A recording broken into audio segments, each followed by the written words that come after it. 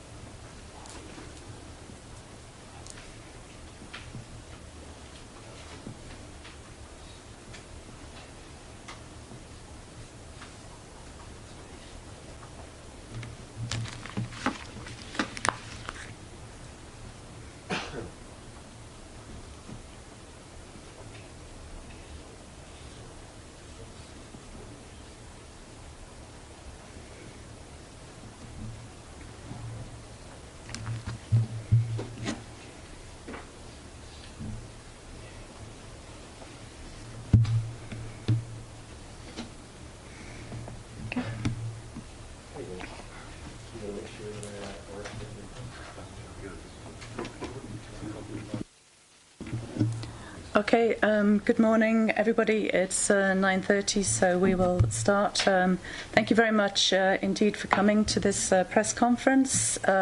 It's for the launch of the WMO Atlas of Mortality and Economic Losses from Weather, Climate and Water Extremes. It covers a 50-year period, 1970 to 2019. It's been fairly big collaboration between the World Meteorological Organization, the UN Office for Disaster Risk Reduction, the World Health Organization, Public Health England, another important partner, and many other partners. We've sent out everything under embargo to you in all languages. So on the podium here, I have on my right Professor Petteri Taalas, Secretary General of the World Meteorological Organization. Mami Mizutori has kindly agreed to join us. She's head of the UN Office for Disaster Risk Reduction.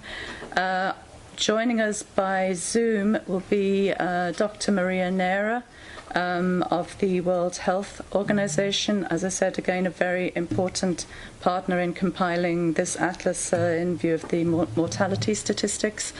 We also have a couple of WMO technical experts on Zoom in case you have technical questions, and if we have detailed statistical questions, we can obviously deal with those at the end. So without any further ado, I will give the floor to Professor Taalas. Thank you. So good morning, everybody, and welcome to this event where we are launching this WMO Atlas on mortality and economic losses related to weather and climate extremes during the past 50 years. And we are really grateful for UNDRR for very good cooperation, and also for World Health Organization, which has also contributed to this report. And nowadays we are of course very much concerned what's going to happen because of climate change, and the good news is that we have been able to minimize the amount of casualties once we have started having growing amount of disasters, heat waves, flooding events, drought, and especially most intense tropical storms like Ida, which has been hitting recently Louisiana and Mississippi in United States. So thanks to our early warning service improvement, we have been able to have a decrease of the casualties at these kind of events, but the bad news is that the economic losses have been growing very rapidly, and this growth is supposed to continue. We are going to see more climatic extremes because of climate change, and this negative trend in climate will continue for the coming decades anyhow. And if we are successful with climate mitigation, we could stop this negative trend around 2060s. And if we are most lucky, we could limit the warming to 1.5 degrees. I would like to show you some statistics from this report and what has happened so far, and then I will show one slide also what may happen in the coming decades once we expect to see still a growth in the amount of disasters and their impact. Could I get the slides up, please?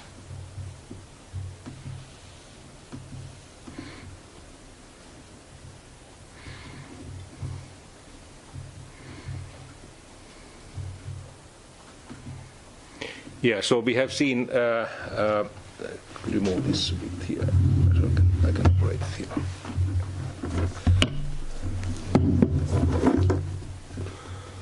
So the report that we are dealing with is dealing with the time period from 1917 to 2019, so until the normal period just before this COVID era, and here we have estimated both the economic and human losses, and the perspective is global. And here you can see the events which have led to deaths, and you can see that it's very much related to developing countries, and it is we have seen drought and flooding events especially, which has led to hundreds of thousands of casualties in the worst case, and for example this drought in Ethiopia in the 80s led to 300,000 casualties, and we have also seen storm and flooding events in Bangladesh, which have had about the same amount of casualties as has been the case in Ethiopia. But this is very much has been very much hitting the less developed countries.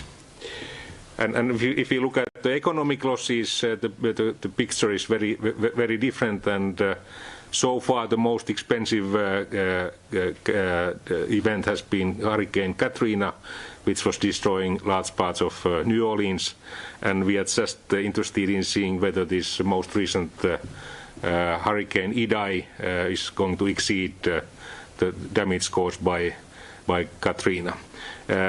Quite often these economic impacts are felt after the event, and that's likely to happen because we have seen major damage to the electric system in Louisiana, and there's even a chance that the economic loss will be higher than with Katrina. But if you look at this image, you can see that United States has been exposed to the most expensive ones, and thereafter there's one flooding event which has been observed in China. And if you look at globally these first of all about the amount of disasters, you can see that there's been an increase in the amount of disasters, and the dominant ones here are flooding events and storms, and there has been a slight increase in both of them. And then if you look at the deaths, you can see that the death toll is getting down, and there's a little bit a new feature for the past 2 decades that heat waves have become new thing which wasn't observed in the past. This is a follow-up of climate change and warming of the planet. And down here you can see the economic losses, and there the trend is very clear. We have seen more than tripling of the damage during the past decades, and as I said, this is supposed to continue, and there the storms have been the most expensive one, and especially these tropical storms, both typhoons and hurricanes and cyclones. They have been the dominant one, and number 2 is flooding events. And if you look at the distribution of the hazards by type, first what kind of hazards we have observed, it's very much flooding and drought and storms.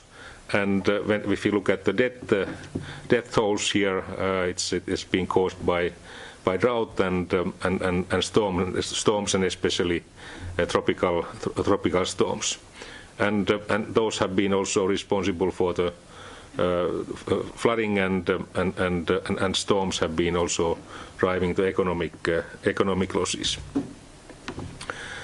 And then one could say that the world is not even when it comes to impacts of these events. The deaths have been very much taking place in less developed countries, and whereas the economic losses have been highest in developed part of the world. And then about these tropical cyclones, that means hurricanes, typhoons, and cyclones. And here you can see again that the less developed countries have been seeing largest amount of casualties, whereas the economic losses have been highest in United States. There's an exception of Puerto Rico, which practically belongs also to the United States. And in Puerto Rico, for example, many of the losses were observed 1 year after the event. For example, the healthcare system was broken down, and that's why that was one of the reasons for this after disaster losses. And finally, a couple of slides from the most recent IPCC report that we published 4 weeks ago, and there's an estimation how much man-made climate change has contributed to the amount of hot extremes. And here you can see world map in a little bit different form, but this is the world map. You can see Americas, Europe, Africa, Asia, and Australia there.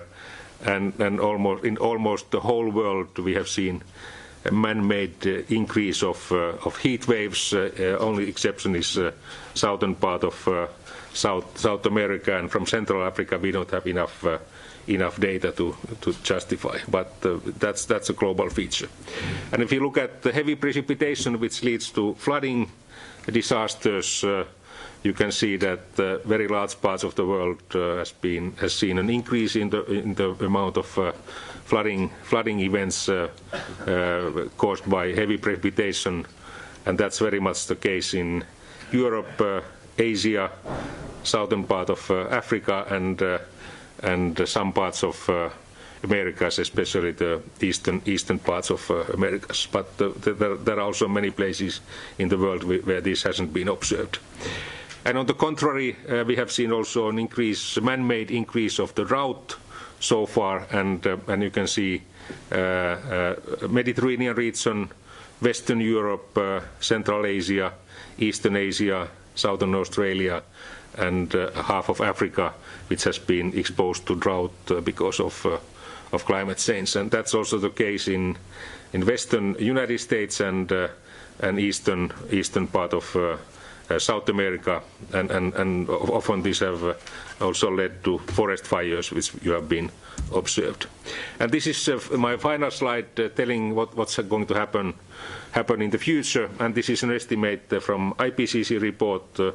If we would reach 2 degrees, the upper limit of Paris Agreement. So first of all, we have these continents where we expect to see higher temperatures and also more precipitation, and that's very much the case in parts of Asia and also parts of northern part of North America.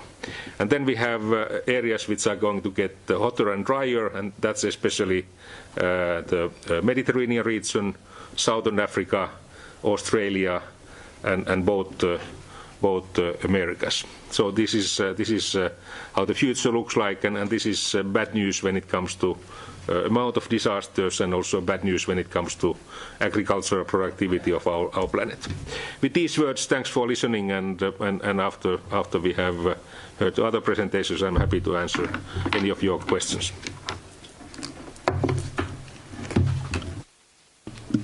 Thank you, Professor Taalas. I'll just stop sharing the screen. Okay, and now I give the floor to Ms. Mizutori. Thank you. Thank you very much. I'd like to first applaud WMO colleagues under the leadership of Professor Petteri Taalas for producing this very timely and important report indeed. As Professor Taalas already mentioned, the good news is that more lives are being saved because of enhanced early warning and early action. We see this from the Gulf of Mexico to the Bay of Bengal across the world. And this is thanks to advances in meteorology, satellite imagery, strong risk governance, etc., and thousands of lives have been saved. But again, as Professor Taalas mentioned, the number of affected people and the economic loss is getting higher and higher because of the increase in frequency and intensity of extreme weather events and climate change. And we've seen this this year alone during this summer. In the month of July, which was the hottest since records began, there were heat waves and there were floods. So we are not, unfortunately, in a safe place. And the report tells us that the 50-year trend is quite alarming. To give you some statistics, 31 million people were displaced by disasters last year. Now the number of people who are displaced by disaster is almost getting larger than the number of people displaced by conflict. People pushed into poverty because of disasters. Even before COVID-19, this was 26 million people per year. And of course, the number of people who go into hunger is increasing. And now with COVID and extreme weather events attacking us at the same time, we live in this what we call the multi-hazard world, and it demonstrates that we really need to invest more in disaster risk reduction and prevention, which is the mandate of my office. But there is one very good example where which shows that prevention is important, and this is the example that already Professor Taalas mentioned about Hurricane Idai. The economic loss indeed will be quite big, but the good news is that the Hurricane Idai, which in an uncanny way hit on the anniversary of Hurricane Katrina, the mortality has been very, very low. And this is because the city of New Orleans and much of Louisiana, the city of New Orleans in particular, they invested in prevention. So what made the difference this time is that the city designed a new hurricane and storm damage risk reduction system, investing $14.5 billion in gates, flood walls, and levees that protected this once-in-a-century storm. And I think the important thing to emphasize here is that they did not wait for another century to do this. They did it very quickly, so 3 years, even 3 years before this was in place, and this is because the major loss of life has been avoided. But I'd like to also mention here that developing countries are not so fortunate. They lack resources, both financially and in terms of human resources as well. They do not have the resources to invest in disaster-resilient infrastructure, multi-hazard warning systems, or risk modeling. And this is the problem that we need to overcome, because these disasters affect everybody in the world, but they affect the people who are living in these developing countries disproportionately. The Atlas highlights that only half of the 193 WMO members have actually multi-hazard early warning systems. And there are gaps in weather and hydrological observing networks in Africa, parts of Latin America, and in the Pacific. And what we need to do now is to really enhance international cooperation, because without international cooperation, this will not happen, that the developing countries start investing more in prevention and disaster risk reduction. The call to G20 countries is that, of course, they need to step up in their promise. They need to deliver their promise to reduce greenhouse gas emission, but I would say that's not enough. They also have to enhance international cooperation to the global south. This year, on the 13th of October, the annual International Day for Disaster Risk Reduction, we are focusing on enhancing international cooperation for disaster risk reduction and prevention. And again, I would like to say that this report, again, shows us that, yes, with early warning, early action, lives will be saved, but we need to do much more in order to make this a global phenomena. Thank you very much. Thank you very much indeed.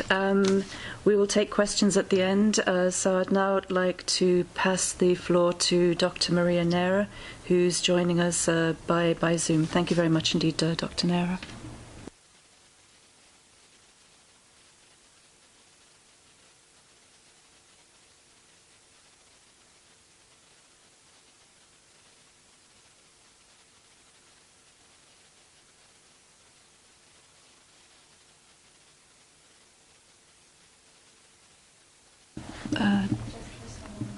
Okay. Sorry, we're just having a few technical problems trying to get Dr. Neira. I think now it's okay. Good morning, everyone. Greetings, and thank you very much for this important report. I would like to congratulate our colleagues from the World Meteorological Organization for this very important report and for giving us at the World Health Organization the opportunity to participate. For us, the collaboration with the World Meteorological Organization has been extremely important. We work on the climate change and health, and we understand very much, and everybody's understanding, thanks to this collaboration as well, the very, very close linkages between the meteorological information, the meteorological situation, and how our early warning systems can contribute and align and cooperate for preventing more disasters. Let me as well say that this report, this important atlas, one of the key messages is once again the importance of primary prevention. And in public health, this is something that we know very well. Now, in the middle of this terrible pandemic, we recognize that it's not only responding to the cases, the people affected and having the best hospitals and therapeutics to take care, but it's the importance as well to look at the causes of this type of disasters. And obviously, looking at these early warning systems, once again, is very much stressed, and the importance of that has been highlighted by Professor Taalas and as well from the colleague of the disasters prevention. So for us, clearly the importance of saving lives, if it's true that according to this important atlas, lives could be saved because of this preparedness, the importance of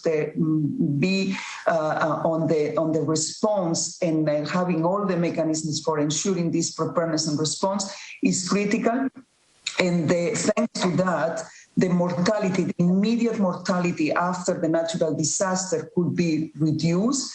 It's important to know as well that those are the direct consequences. But if after that disaster, the agricultural capacity of that population has been reduced, if the flooding has destroyed their shelter, the health of the people will be very much conditioned. So the importance of early warnings, preparedness and response, the international cooperation, and the way to understand that how much for our health we are dependent on ecosystems, on better preparation, on agricultural production, and our dependence on access to safe food, safe water, and shelter is fundamental. So we will keep our collaboration with all the UN agencies, and now that we are preparing for reinforcing the world capacity for epidemic and pandemic preparedness and response, clearly the early warning systems related to the meteorological conditions and even more collaboration,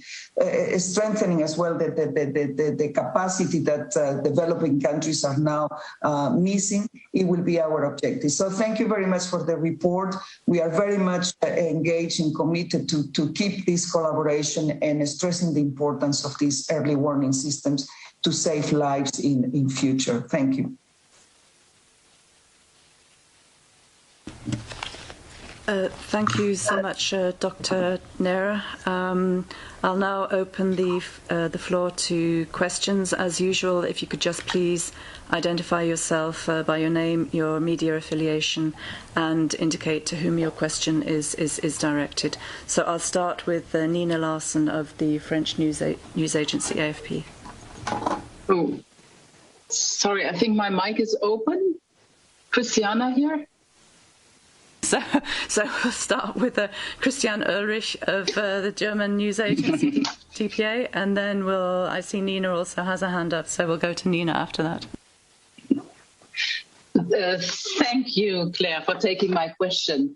I would like to ask you, maybe Professor Taalas, to zoom in a little bit on the last decade, because from the statistics here we can see that the number of disasters has actually gone down. Is that a fluke? Because there was a hiatus in the rise of the medium temperature from the late 90s to 2013-14? Or is there a trend within this decade that shows us that in the last few years things got worse? I think Madame Mizutori mentioned that last year 31 million people were displaced by disaster. I wonder whether you have figures that show how this has been a rising trend in the last decade. Thank you.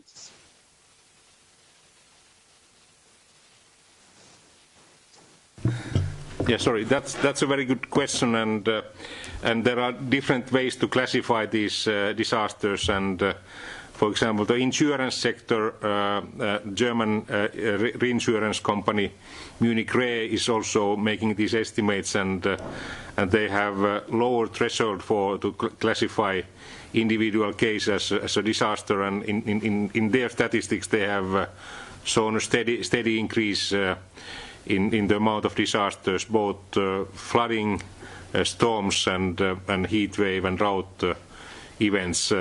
Whereas this is based on University of Leuven statistics, and there they have more stringent criteria for classifying individual event as a major disaster, and these major disasters, according to their classification, has been slightly decreasing. Of course, the long-term trend, if you look at this 50 years, there has been an increase. But if you use this criteria of reinsurance companies, then they have been showing a steady increase in those amounts.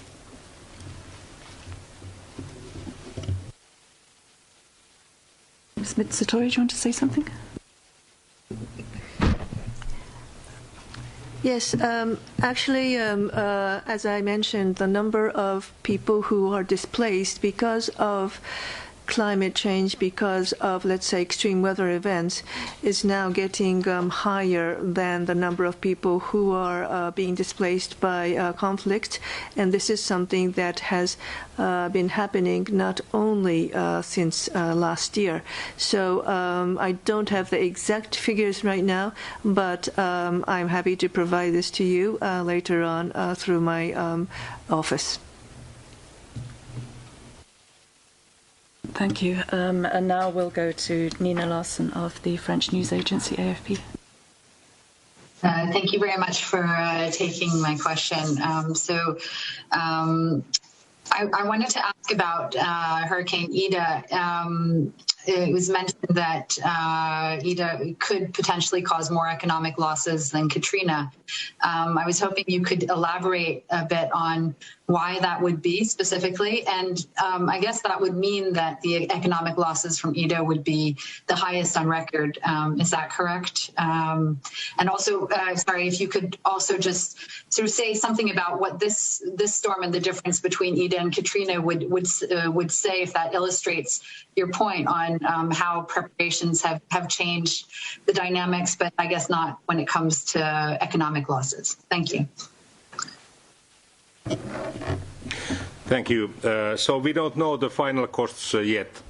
We just have learned that, for example, the electric system in Louisiana has been severely damaged, and that means that many of these economic losses that we will face, they are still coming. So we can show something like in one month's time what was the final cost estimate.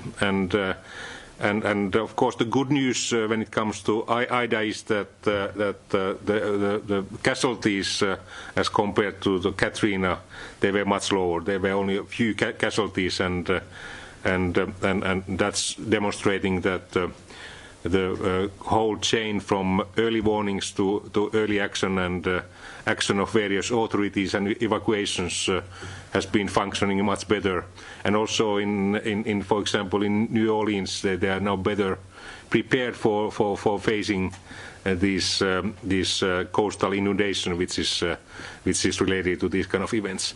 But we also know that because of climate change, we have now more humidity in the atmosphere, which means that when it rains more, and these flooding events are getting worse, and also we have there's some scientific evidence that these systems are now moving a bit slower than in the past, and that's also making this flooding problem more severe.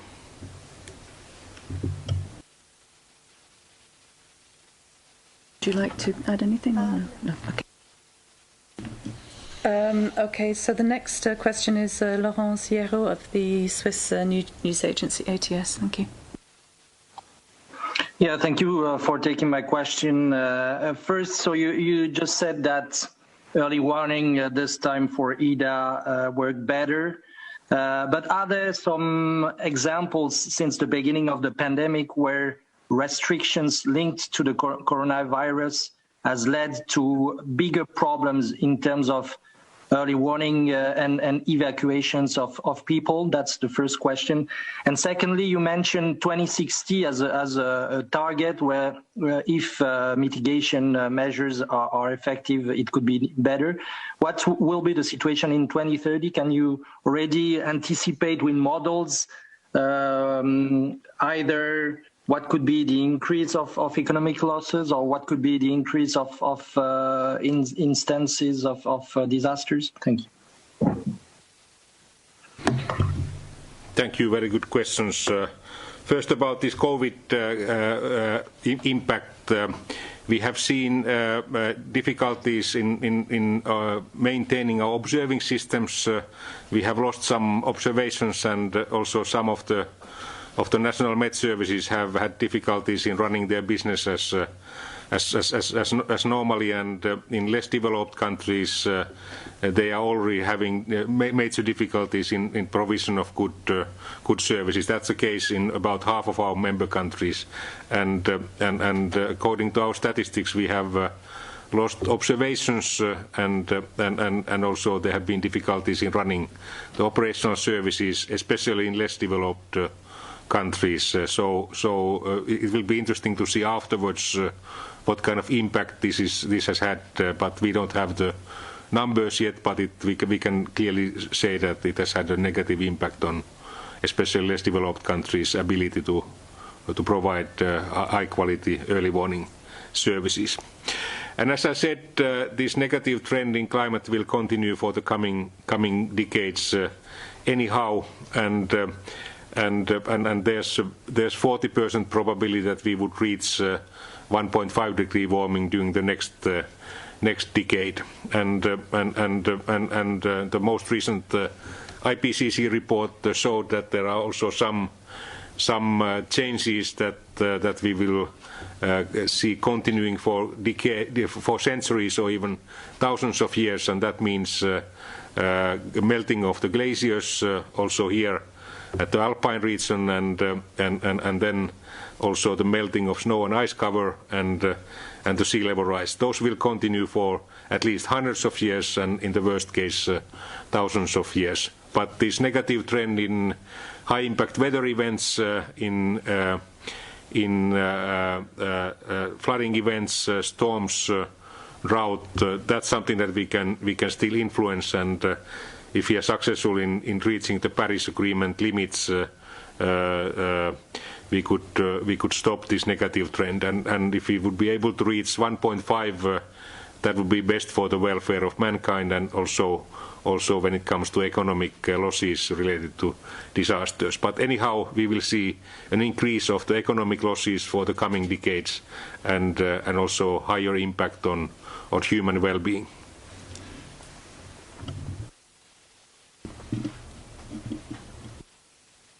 I just wanted to add to what Professor Taalas mentioned, that many countries have been actually suffering because of this multi-hazard reality since the beginning of COVID-19. There have been cyclones in India, Bangladesh, in Pacific Islands. There has been an earthquake in Croatia, and each and every time we know that the authorities for disaster risk management have been really struggling with this challenge of coping with multiple hazards. But this means that this is the reality that we are living in, and we cannot assume that even after COVID, that the multi-hazard world that we live in will change.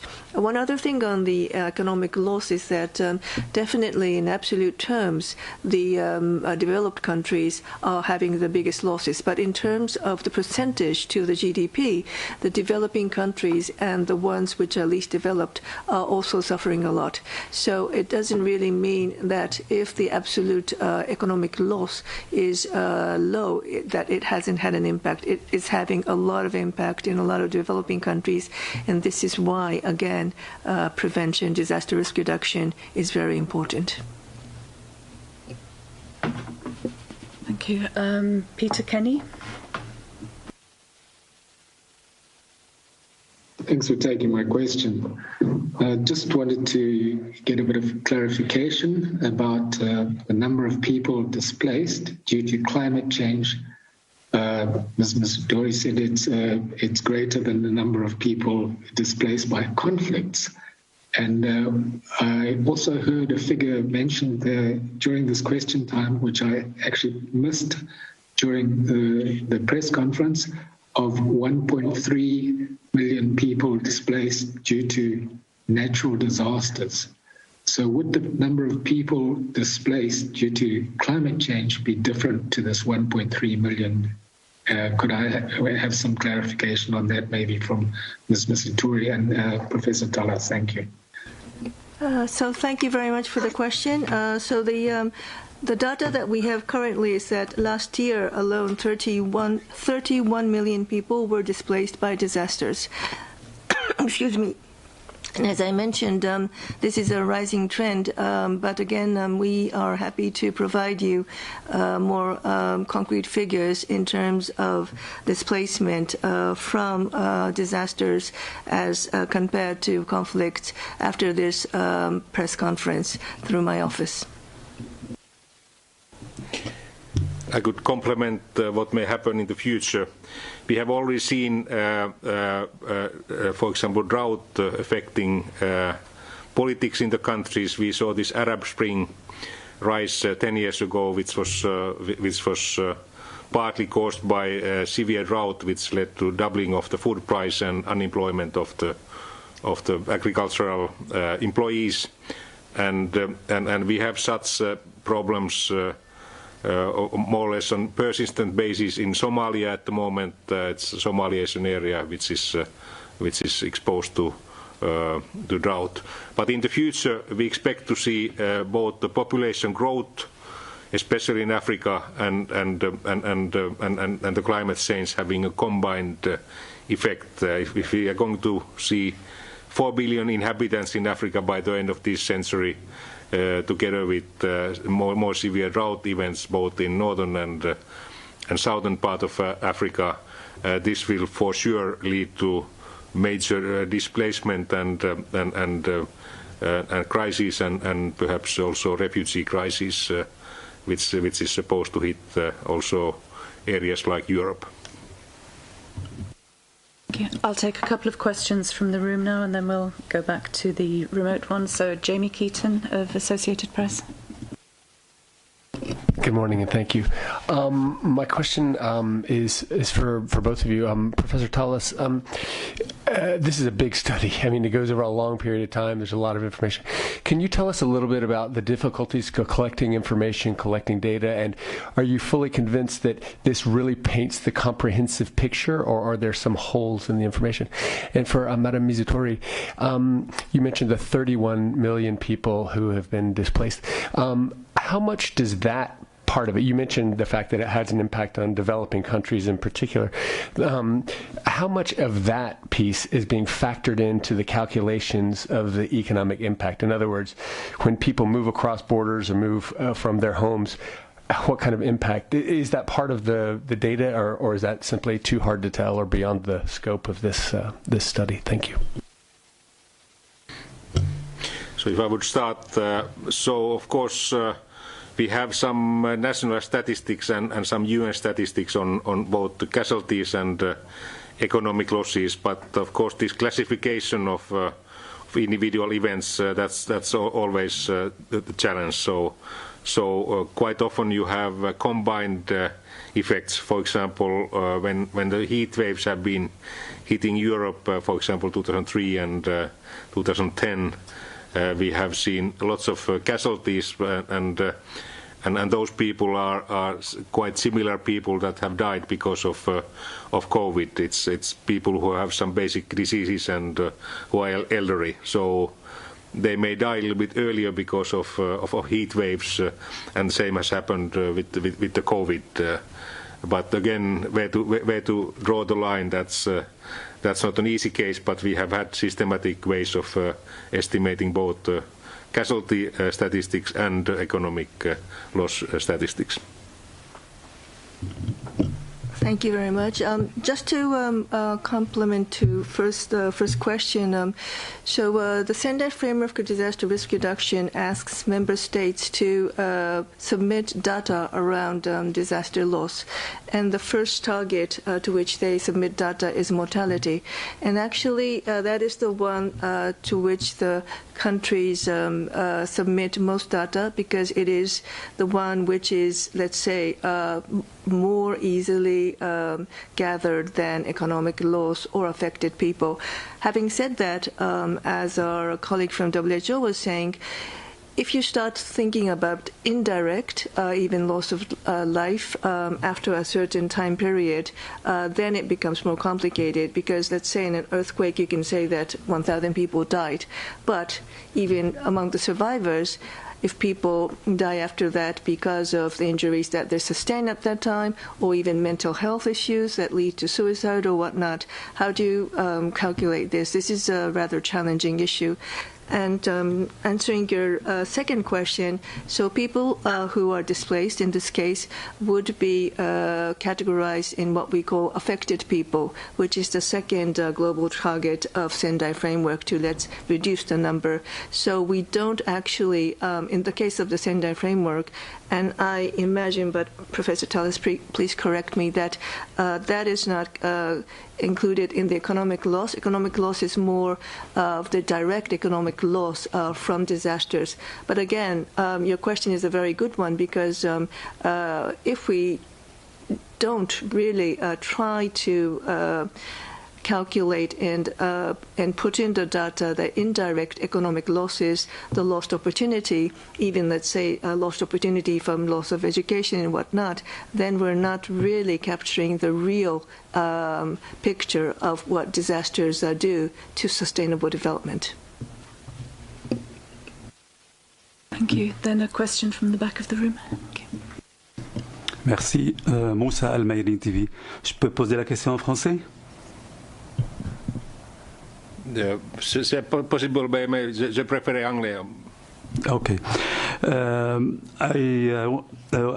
About the urgently recommendation, if I say that, to face this disaster, and I have another question about Middle East. What is the situation in the Middle East, and if it's similar with the rest of the world? Thank you. Yeah, one could say that. Sorry, my French is a bit limited. I understand it a bit, but it's better to speak English. Middle East is one of the hotspots worldwide. So we have two areas globally which have been exposed to more dramatic climate change than other parts of the world.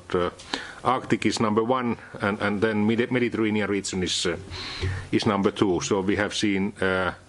For example, this summer we broke all-time high in Europe, 48.8 degrees in southern Italy, and we have seen severe drought and forest fires in the region, and also we have severe water shortages in Middle East, and that's a source of conflicts and unrest, and unfortunately the future scenarios for the same region don't look very promising. It's going to be hotter and drier, and that's going to be negative when it comes to availability of water, bad news for agriculture and also for tourism. It may not be very attractive for people to spend their holidays once the temperature is 50 degrees or even higher, and when it's very dry. So that's I would say a source of unrest, and it has been a source of unrest. I already mentioned this Arab Spring case, and that kind of risk is growing for sure. Thank you. If there's no more questions in the room, Paula? I'm sorry. Oh, sorry. Just one follow-up, and then I'll go to Paula. Okay, so please, yes. You can have a follow-up, and then, okay. My first question, it was about your recommendations, urgently recommendations, to face this disaster. Thank you. Of course, the key priority for the welfare of mankind is to mitigate the climate change. So that's essential. But besides that, we have to adapt to climate change, and especially the richer countries have better means to adapt to climate change. But for example, for Middle East, we have fairly rich Arabic countries there. And WMO has been engaged in artificial rain making processes to study whether that's doable. But unfortunately, the results are such that we don't have enough capacity to make rain by injecting some chemicals in the clouds. But of course, one can use also energy to desalinate water and use that for agricultural purposes, and that's what, for example, Israel is fairly successfully doing. Although we need lots of energy for that purpose, but that's an opportunity. But in general, that's going to be a challenge, and the richer countries can protect their people by having more air conditioning and so forth, and do this desalination. And one of the challenges in the long run is going to be the sea level rise. We just published the most recent IPCC report, which was demonstrating that the sea level rise estimates are now a bit higher than they used to be, and the bad news is that this negative trend in sea level rise will continue for hundreds of years. So that's going to be also one of the problems for the low-lying countries in the region.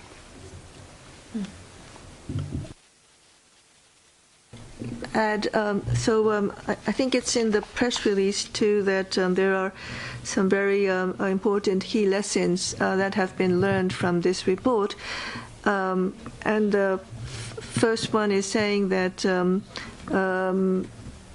it's not enough to look at what happened in the past. That we also have to look and have more data in the future about the probabilistic, climate change and how that is going to affect the occurrence of disasters. So I think that is one very good lesson, recommendation, that we have to look at both the past and the future. The second one, which is written here, which I think is very relevant too, is strengthen disaster risk financing mechanisms. This is what relates to what I mentioned, that we need to have more financing for prevention, and especially in order to make that happen in the developing countries, we need more international cooperation to happen.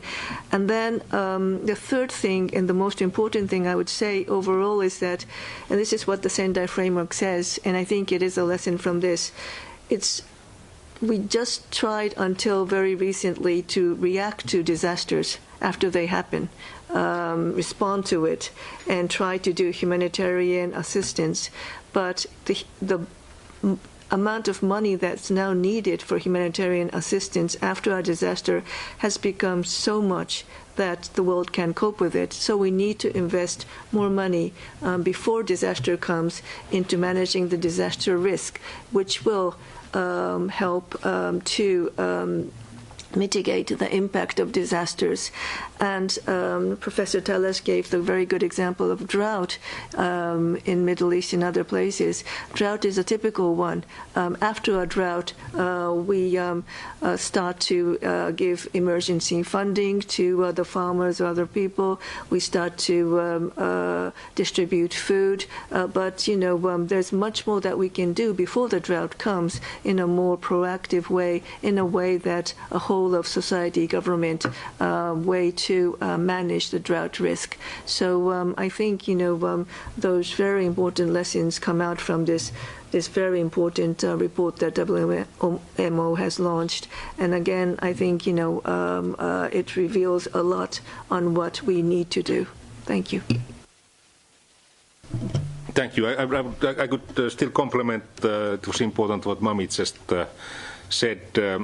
These early warning services, they are also highly important and highly good way to adapt to climate change, and only half of our members have proper early warning services, and most of our members are not able to forecast the impact of weather event, and that's why the authorities that are dealing with disasters, they don't get the proper information, and they are not acting as needed.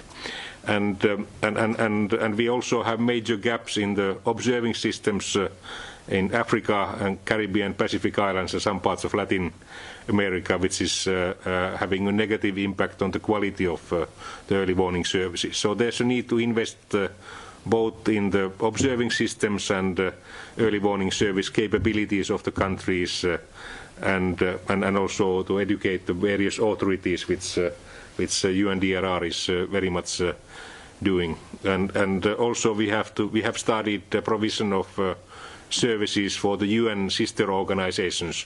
We have lots of humanitarian agencies in the UN, and once they know, sometimes even a month ahead, the drought is going to hit some parts of the world, they can prepare their assistance much better. And these high impact weather events like flooding or storms, they can be forecasted typically 1 week ahead. And once the humanitarian players and also Red Cross, which is close to here, they are prepared, they can target their resources more wisely, and we can save lives and also avoid some economic losses.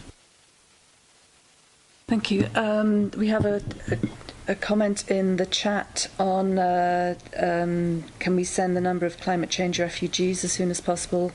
We will work with UNDRR to do that. The WMO annual State of the Climate reports, we now incorporate figures from both the International Organization for Migration and the UN Refugee Agency on displacement and due to high impact weather, but we'll get you that figure, Lisa. I have 2 more questions, and then we do need to wrap up just because of time. So we'll go to Paula and then to Gabriella. So Paula, please ask your question. Yes, hi, good morning.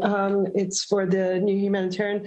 I just wanted to know on the last point that you actually discussed a little bit further, regarding the lacking weather monitoring capacities and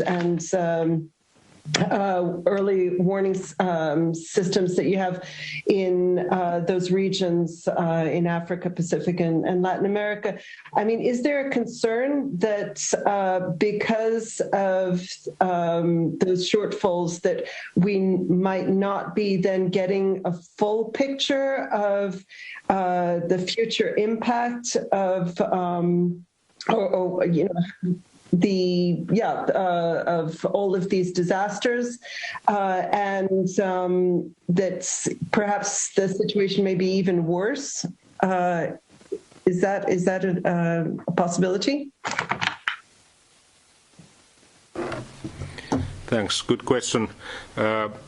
We can, for example, compare what happened after cyclone Idai was hitting Mozambique, Zimbabwe, and Malawi 2 years ago.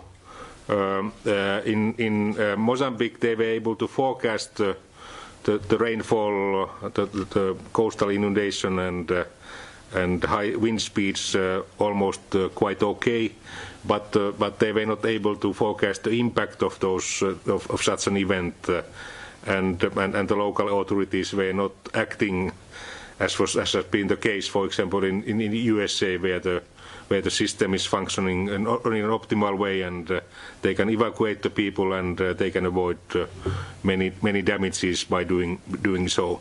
And in the case of this Idai in Zimbabwe and Malawi, they were not at all able to forecast the event, so it just happened, and that's sometimes the case in less developed countries. And the lack of basic observations is having a negative impact on the quality of those early warning services. We say that we are using these forecasting models, and we say that if you put junk in those forecast models, you will get junk out. So that's one of our obstacles, and the WMO is very much serving as a platform to transfer the good know-how from the most developed member countries to the less developed ones, and we are happy that some of the donor countries have invested money in that field. We have, for example, a financing mechanism for early warning services called CRUISE, which is a joint one with UNDRR and World Bank, and we are just preparing a new financing mechanism for enhancing the amount of observations, especially in Africa, Caribbean, Pacific Islands, and some parts of Latin America.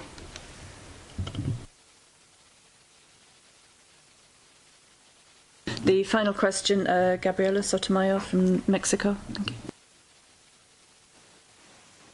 Thank you. Hi, thank you for taking my question. Yes, I have two questions actually. If countries like Mexico, for example, we are affected by climate change, but also by disasters that are not related to climate change, such as earthquakes, for example. So what do these countries need to make more serious measures, to take more serious measures to face this situation? And the second question, according to the report, the United States is one of the most affected, but the previous government left the Paris Agreement. Do you think that the attitude of the previous government also affected the perception that many people have in that country of the effects of climate change? Thank you. I could start, and Mami might answer this multi-hazard case. So what we are very much promoting together with UNDRR is to create national multi-hazard early warning service systems and centers. And in the home country of Mami, for example, in Japan, they are talking about that they are a department store of all kinds of disasters. They are also having earthquakes and tsunamis and so forth. And they are able to forecast the things under one umbrella. The Japanese Meteorological Agency is having responsibility for all disasters, and that's what we are very much promoting. And in case of Mexico, there's really a need to enhance the meteorological services there. Many similar size of countries and similar size economies have much more advanced met services, and in your case you have fairly advanced hydrological institution, CONAGUA, but the met service really needs further development. And then about this US situation, actually there has been progress in climate mitigation even under the previous administration. USA has already fulfilled half of their Paris pledges, and of course the current administration is trying to make a boost there, and President Biden has hosted last March very important meeting where he was trying to enhance the ambition level of mitigation, and the target was very much for the coming 10 years. We have to start acting already during this decade to be successful in reaching the Paris limits. But Mami might complement when it comes to this multi-hazard approach. Yes, very quickly. So indeed, countries like Mexico and Japan, which face all sorts of natural hazards, not only the ones related to climate change, but also geophysical hazards, do have to have enhanced plan for disaster risk reduction. The Sendai Framework for Disaster Risk Reduction calls for every country to have their national strategy for disaster risk reduction. And in this national strategy, all hazards that have historically affected a country and the future probabilities need to be included. And in the case of of Mexico, as you have rightly pointed out, there is a rather long list of hazards that need to be included in it. And I would also say that countries which are affected by more different types of hazards historically and in the future, they would need to invest more in the prevention in terms of budget, but also in terms of human resources. Thank you very much. I think with that we will wrap up. Thank you very much indeed for participating. Special thanks to our two panelists, but also to Dr. Neira, who's been very patiently waiting on Zoom. No questions, but obviously if you do have questions specifically on the health aspect, as I said, we did work very closely with both Dr. Neira, WHO, and also with Public Health England, and so if you do have follow-up questions on the health, we can certainly forward those to them. So thank you very much indeed, everybody, and thank you.